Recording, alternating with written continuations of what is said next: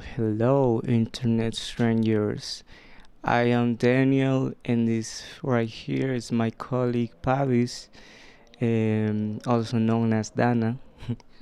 And for this project, we are going to talk about one of the most well known international organizations in the whole world, which is the World Economic Forum, which we will also refer from now on as the WEF, WEF, and Davos as they are used interchangeably. Yes, and what is WEF? The WEF is the best known for its annual meeting held in Davos, which bring together some of the most influential figures in the world. Business leaders, billionaires, heads of states, royalty, academic, and journalists. And they discuss about the world's most pressing challenges, but with a particular focus on economic issues and the promotion of cooperation between the private and public sectors. This organization sits at the center of very different conversations. For the conspiracy theorists, for example, it is the backbone, a core part of a global takeover plot. And so, is it really an innocent yearly Congress, or is it the base structure for a secret global government? One of the goals of this project is to clearly address that question. And we are going to introduce you to what the web is, how it works, and who is involved. And then explain it through the lens of dialectical materialism and the Marxist framework, in which class relations are the most important factor for understanding any social, economic, or political reality or change. And the mere existence of a forum with private and public meetings and evidently elitist section processes raises an important questions from both the left and the right about their democracy legitimacy. And who gets to choose Davos participants? What are their real intentions? What role do international organizations like this one play in the current world? Those are the questions driving this project. So, as the Spanish say, let us begin from the start. And Daniel, I have a question. From what perspective are going to analyze the web? We have already mentioned it, but I want that you explain a little bit more about this theory. Well, getting into the specifics, every form of analysis has its own methods. So let's briefly describe ours, which I have said is dialectical materialism. This system sees the entire material world as a series of interconnected processes that they are constantly in tension with each other and never settling into a really permanent form. They are constantly, the change is the only constant. It is not a mechanical formula, it is a description about how reality moves through what is so called contradictions and that build up inside a system and force it to change. When we apply this logic to society and its history, we get historical materialism, which is what was extrapolated from Marx's works, which focuses on material reality rather than ideas and sees the way things are produced and owned as the main driver of social change. This is where class analysis comes from. Um, as Marx wrote in the Communist Manifesto in 1848, the history of all hitherto existing society is the history of class struggles. It obviously doesn't negate the existence of a whole lot of factors for what is social, political, and economical change, but it is the class relations which it posits at the core of everything and at the main driver of change, as we have said. Okay, and I want to give you a quick example. Think about feudalism. The nobility owned the land, and that was the basis of everything.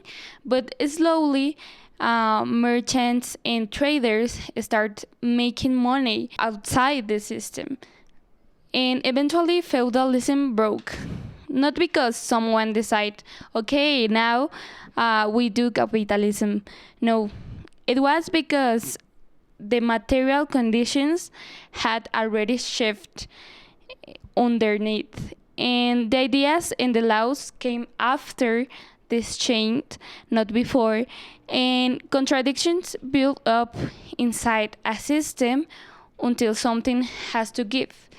It is not a dogma nor a mechanical and deterministic process that thinks that right history writes for itself and that there's a future that is 100% reassured that will happen. For example, we might as well never reach communism. We might as well be liquidated, humanity as a whole, from a nuclear attack or a climate crisis. And that those are real possibilities that are posited, and that indicates that this is a deterministic process, for instance. Yes. Well, and to start with the context of what is WEF, is that first we have to understand a little bit our history begins before World War II. And Klaus Schwab was born in 1938, the heart of Germany, right in the middle of the National Socialist rise to power. The family belonged to the upper class and came through both the war and the denazification process untouched. So that's a pretty stylish fact. Schwab belonged to the upper class, and he also, for instance, had an important career.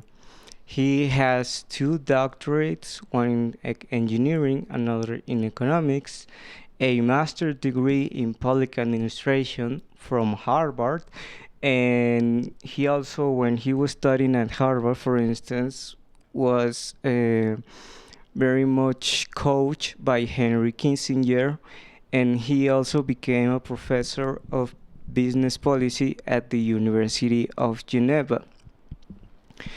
Basically, the central question in how he saw the world was marked by his context, the context in which he was born.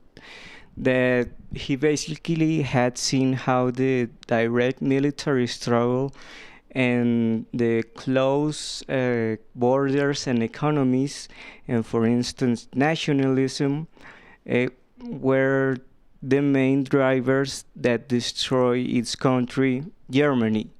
And also, there's the another phase of the issue that it is the winning side of the World War II was not the one with the best military or the more men.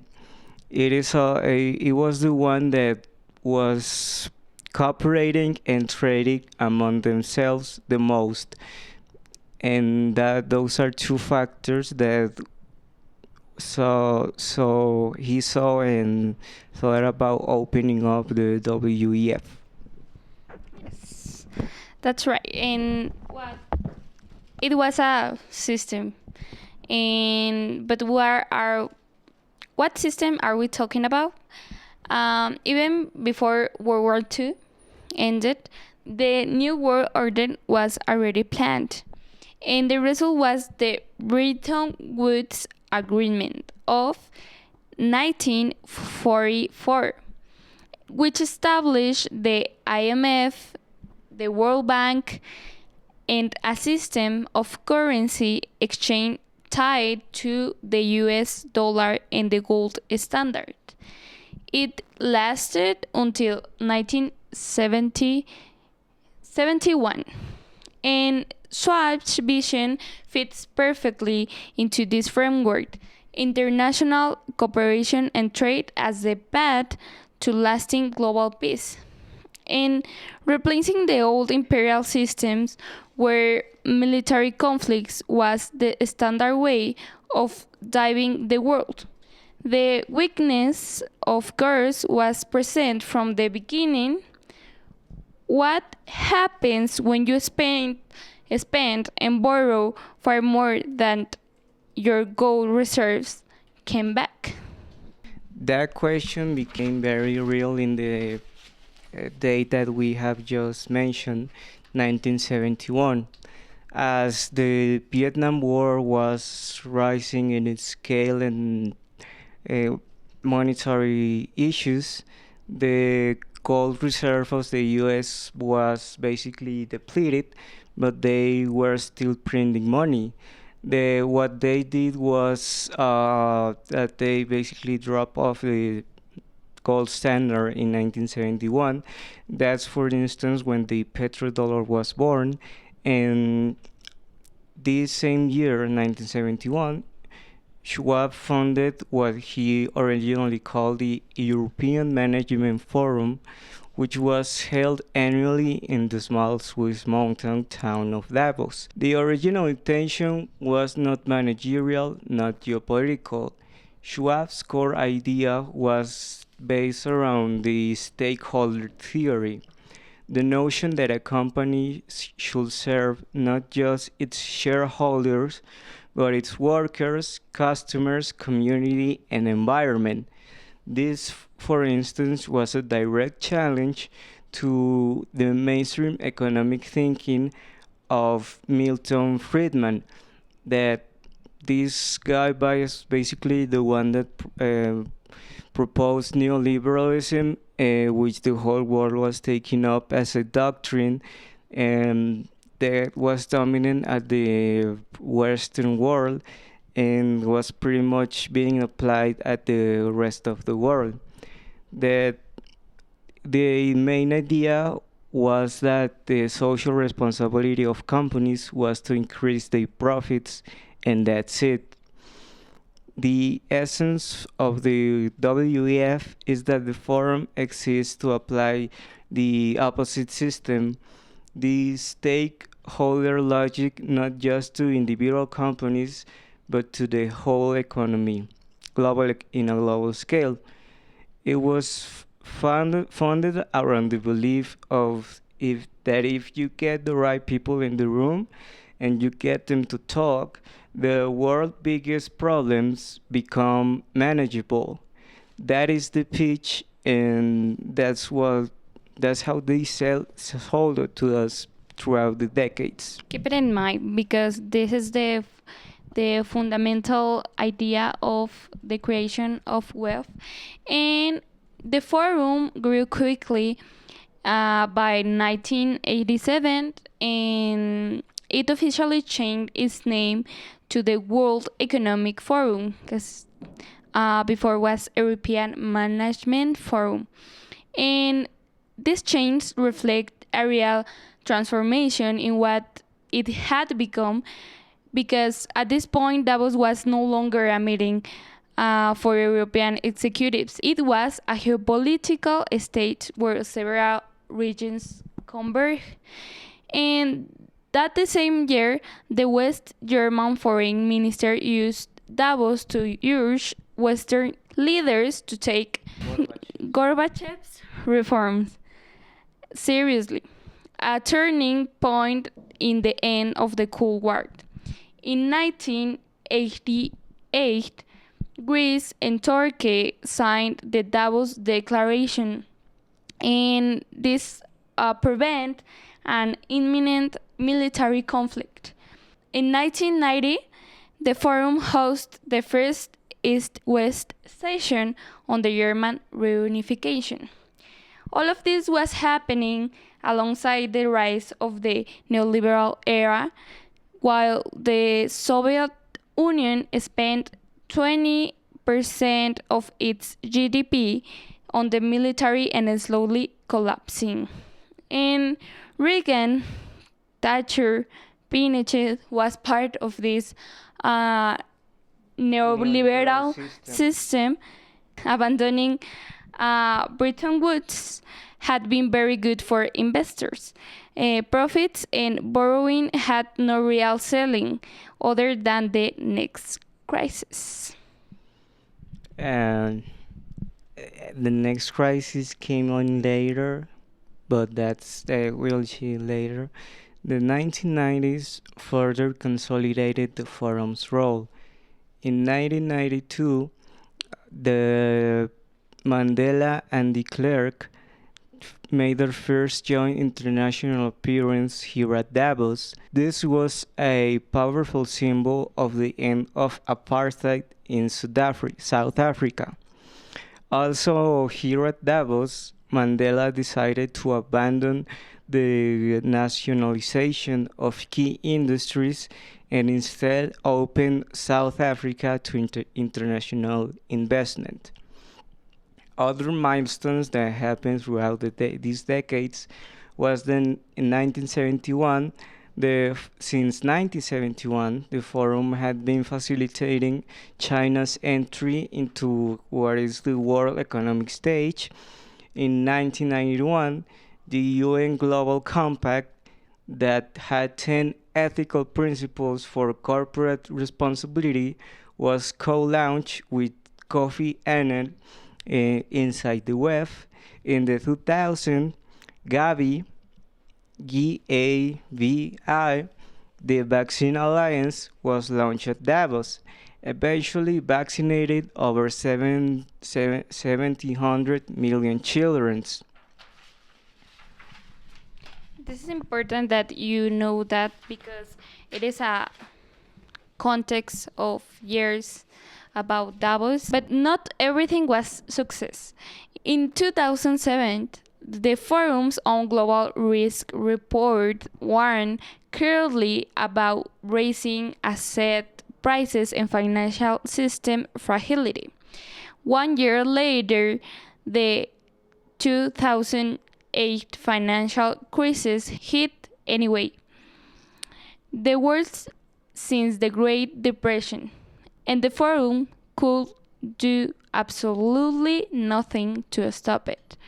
If an organization that brings together the most powerful economic actors on the planet cannot prevent a crisis that it predicted, what does that tell us about the real control the actors have over the system they claim to manage? In 2016, Schwab introduced the concept of the fourth industrial revolution, the idea that AI, automatization, biotechnology were transforming everything. The forum set up dedicated centers to help governments build policy for these technologies, fitting directly into what became known as the 2030 Agenda. Taking this into account, since the pandemic hit in 2020, there has been a more noticeable difference at the WEF about what is intended and what is actually being done. In June of this 2020, Schwab launched the Great Reset, seizing the disruption of the pandemic as an opportunity to rebuild the global economy on more sustainable and equitable foundations. aligned with the UN's 2030 goals. Almost immediately, the phrase was appropriated by conspiracy theories on a scale never before seen at the forum, which will become basically the norm from this point onwards. And this brings us to what was being mentioned in the beginning. Is it really a yearly innocent Congress, or is the base structure for a secret global government? The central claim is that Schwab and the group at the WEF was orchestrating the lockdowns and the vaccines as a cover for a world government takeover. There's this conservative writer, Naomi Klein, which described the WEF as a conspiracy smoothie, and these incongruous fears mixed into an alarming story, and this will be discussed later. The important thing now is that the Great Reset changed the public perception of the World Economic Forum, which the public really didn't had any didn't pay no attention to until this point. Yes, and well, what we have for 2021 and 2022, those meetings held digitally due to the pandemic. In 2023, the theme was cooperation in a fragmented world, and an implicit acknowledged that the optimistic prediction for of the Great Reset had not materialized. By this year, the war in Ukraine, great power rivalry, and growing inequality were prevailing realities.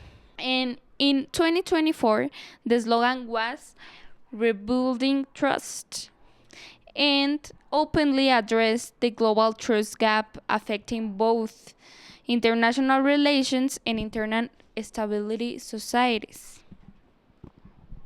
Then came last year, 2025, in which Davos opened up in the same day as Trump's inauguration in its second presidential term.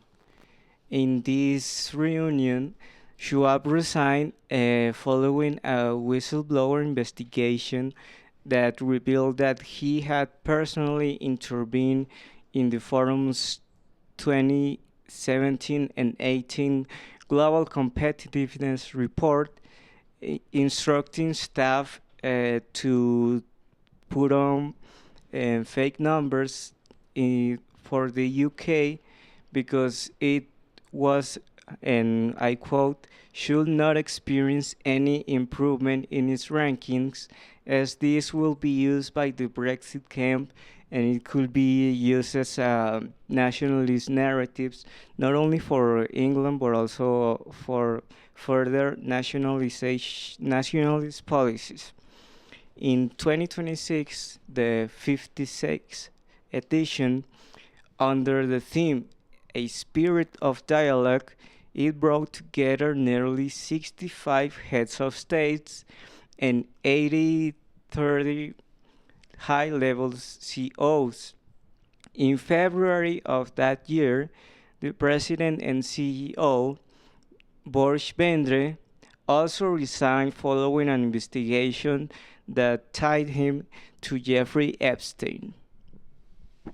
And two resignations of key members of the WEF, the forum which advocates for ethical governance in capitalism, faced the deepest legitimacy crisis in its history. And the organization is now led by its board of directors, with BlackRock CEO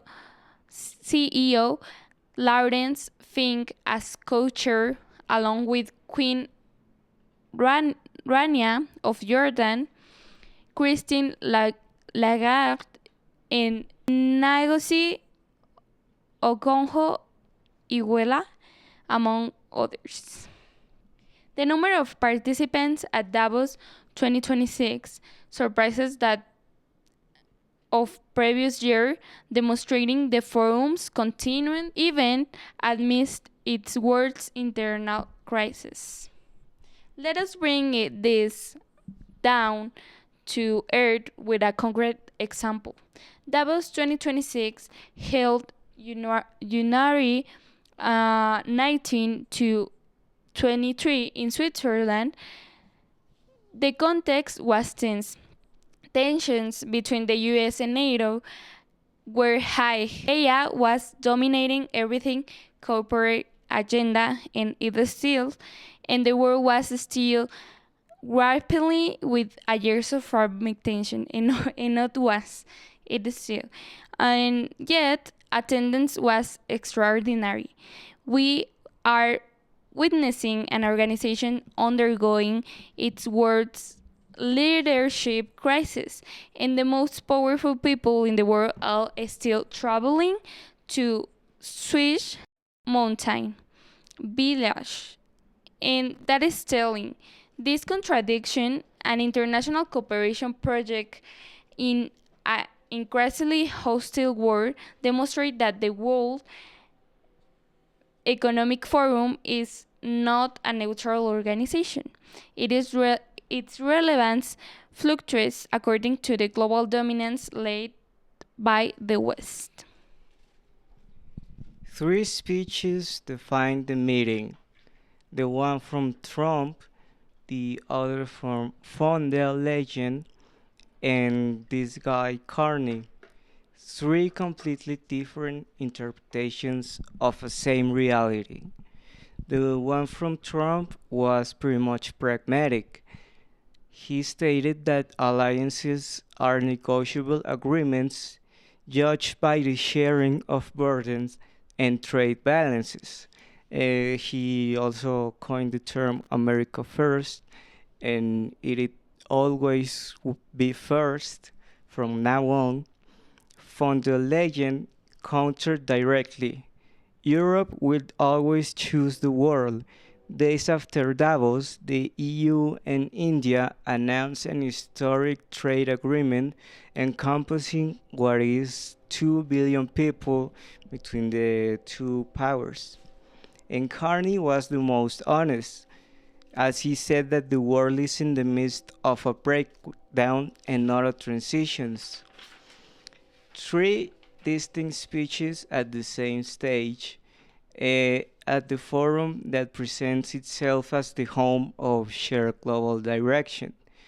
The representatives of global capital openly admitting that the Davos by these years, the elites had lost public trust and the neoliberal order has reached a point of collapse driven by unsustainable inequality. The most striking event was the Board of Peace. To solve the Gaza crisis, a new high-level session on global security, trade and conflict interest. Convened by Trump, the man who spent a decade attacking the Davos elites showed up at the world's most important globalist forum and led its diplomatic session. But let's be clear about what the Board of Peace actually produced. Neither a space agreement nor a binding commitment to reparations for the Palestinian people. Poor diplomatic language to say. We agreed to keep improving. And also, they mention that they are under the same single rule. Yes. And the underlying contradictions were not resolved. They were managed temporarily through the mechanisms Davos has always offered, a room where powerful people avoid immediate escalation. Likewise, Greenland immediately dominated the session. NATO Secretary General Rutte acknowledged the tensions directly and called for a truthful diplomacy. on Thursday, Trump en route announced an agreement on security cooperation in the Arctic, leaving behind the confrontational tone of the early week. So, as we have said before, this meeting confirmed that the unified Western position it does not longer exist. There are now at least three distinct and important distinct visions from what the world ought to be. One from the America, one from Europe, and one from East Asia, specifically talking about China. And each is shaped by different interests and perceptions of what is a threat and what is good for them. The forum that was created by a world where these visions were followed a single vision was not existence, and basically in this year they are in open tension, and this is a proof that organizations as the web don't control history. They respond to it. They provide a stage where different factions of the same ruling class as a whole resolve their difference. But the contradictions are generated elsewhere that by forces that no annual meeting in a Swiss mountain village can fully control. Well, now let's begin with this contrast between dialectical materialism versus conspiracy theories. Because knowing the facts about the World Economic Forum is one thing, understanding why and how it works requires a framework. And if there's one certainty here is that Davos has to some extent a liberal worldview, one that falls short on this point, and it has serious blind spot, sometimes completely ignoring material reality, relying excessively on the great man theory. The idea that history is driven by exceptional individuals rather than structural forces. It tracks real substance when it comes to responding to the contradictions we have raised from realist to post-structuralist. And most have been taken aback by events since 2020, and especially by the recent recklessness of the United States in the Middle East. Basically, one example of the great man theory is like when the liberals blaming everything the recent flaws of the United States. They are singling out Donald Trump as this bad, evil main figure without realizing that, for instance, the whole system is corrupt from the bottom up. So, then keeping up with the topic, then there are the conspiracy theories. The WEFs and its involvement is this. They present it as a small group of elites that is deliberately orchestrating world events to establish a global government. The appeal is understandable, though. It takes the real and justified feeling that something is wrong and that one has no control over it, and it gives a clear culprit, a face, something to plan against. That's psychologically satisfying in a way that the structural analysis never quite manages to be. The problem that we are having is that this confuses the symptoms with the cause. Dialectic materialism starts from a different point. that is, material conditions. How things are produced, distributed, and owned are what ultimately shape politics, culture, and ideas, not the other way around. This means that the WEF is not the source of the contradictions being presented in these last months and years developments. It is rather a product of them. Recall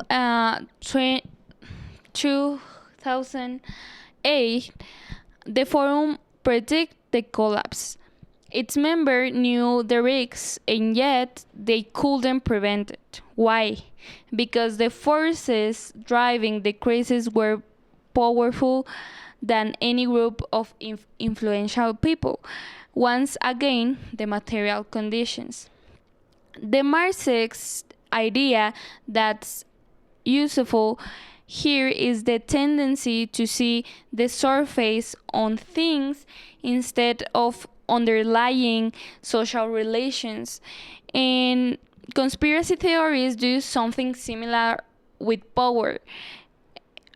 They see the clandestine meeting, the suspicious coincidence, and treat it as the explanation, and its same narrative, and it is the same narrative that elites use, seeking an explanation or solution by leaving it in a dialogue under the banner of cooperation. And most of the time, that's all it is, dialogue, without analysis or depth, without questioning. And what they overlook is the underlying structure. The class relations, the economic interests, the systematic pressure that make certain outcomes likely regardless of who's present. And the web doesn't need to be a secret command center to be powerful, because it is powerful because it operates openly in within a system that already concentrates decision making in a small group of actors and considers that it is normal. In the World Economic Forum language of a global cooperation in stakeholder capitalism isn't a lie, consigning a sinister agenda. It is an attempt to manage the system's contradictions by those who benefit most from it, the elites. And the solutions they propose never really challenge the fundamental structure that creates problems in the first place.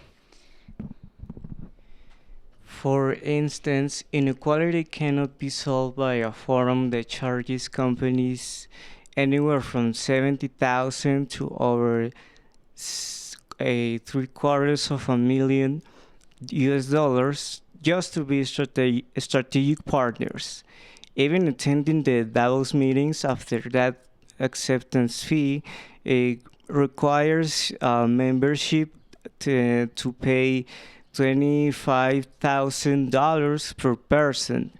So the World Economic Forum isn't really a global government, a conspiracy, or a neutral platform.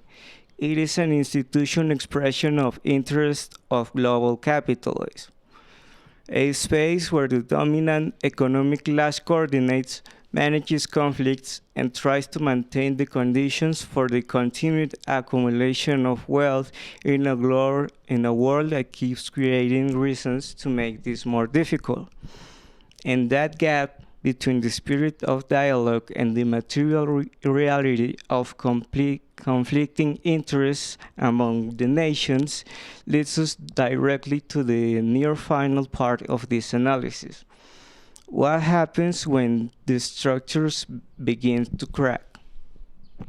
Yes, well, we have established what the World Economic Forum is, how it works, and what are its real limitations. But there's one last question that we want to address because it ties everything together.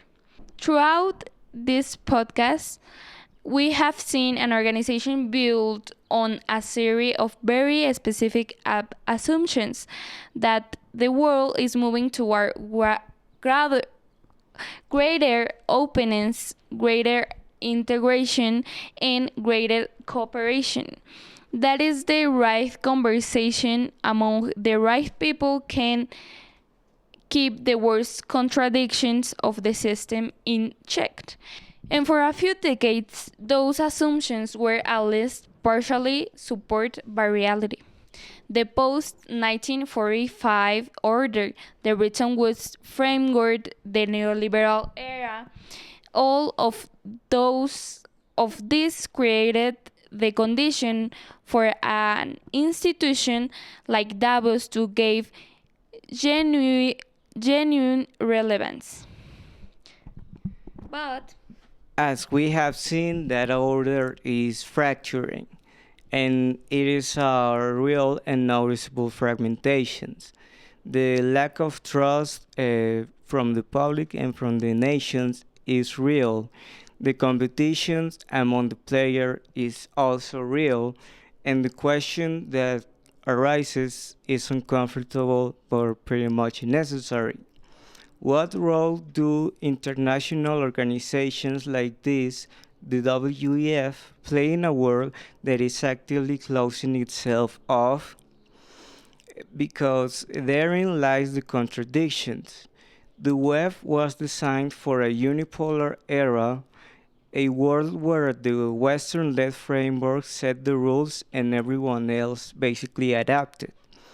What we are experiencing now is a different framework, a multipolar reality in which the United States, Europe, and the global South are pulling in different directions, and where the assumption of shared interest that made Davos possible is increasingly difficult to sustain. Another concept that was important for the WEF was, we have said, that the cooperation and the openness of markets was a constant process that will be growing with the coming years, not something that was temporary and that will eventually decrease. We have sort of left it implied here, and the matter of how is outside of the scope of this podcast, that instead of openly saying it, but really the whole Cold War wasn't really that cold, especially in the global South. And this unipolar world, the neoliberal era, its cheap commodities and the things of that it broke upon were all built to crash in what will be 2008.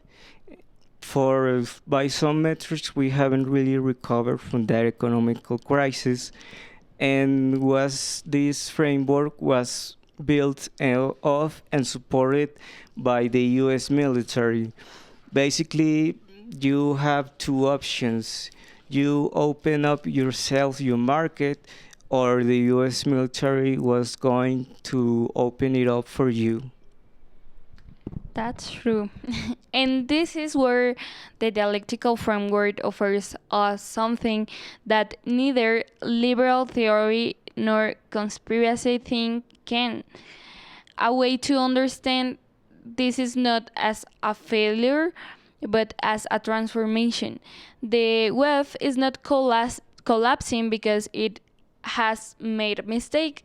It is being pushed to its limits because the material conditions that gave it relevance and saw it to born are changing beneath the surface. just a feudalism chained under the merchant class, just as Bretton Woods chained under the dollar. Will the institutions adapt or lose relevance? The World Economic Forum was built for decades. Those long periods in which the control, cooperation, and management between powerful actors kept the system rolling. And the the problem is that we are experiencing now what is a sudden change between positions, and especially right now with the president of the United States, which constantly argues about one thing and the next says does basically the opposite.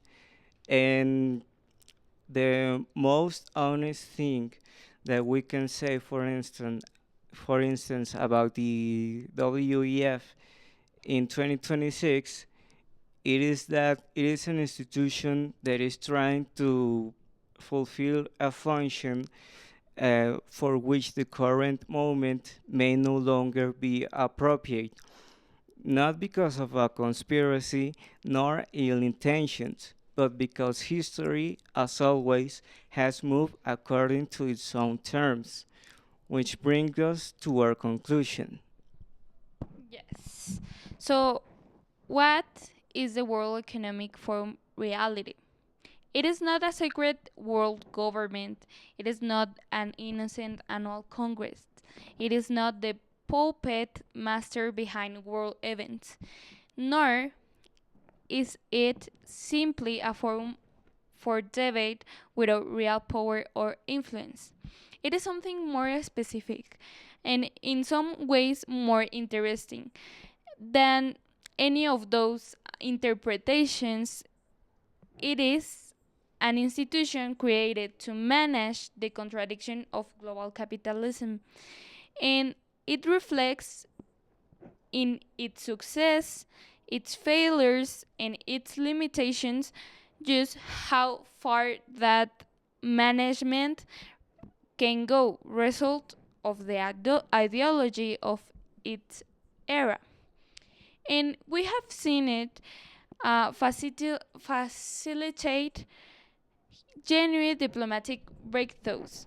Greece and Turkey, Mandela and declared German reunification. We have seen it help build important international frameworks. The G20, the UN Global Compact, Gavi, of vaccines, and we have seen it fail to prevent the crisis it predicted, lose its two most important leaders in the last years, and witness the development of military conflict that no agreement could contain.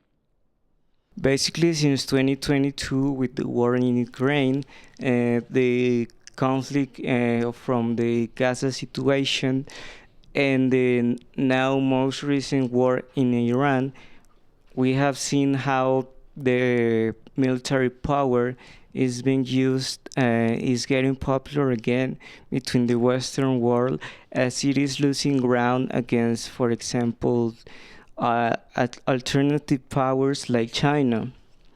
None of this is a coincidence nor a simple mistake. The WEF functions exactly like the system it serves. It allows it to manage tensions when the material conditions allow it to, and powerless when they don't. The conspiracy theories capture the emotion well. There's something that genuinely can be unsettling about a forum in which the most consequential decisions affecting literally billions of people are made in single rooms that most people will really never enter, and some of them being literally just secret meetings.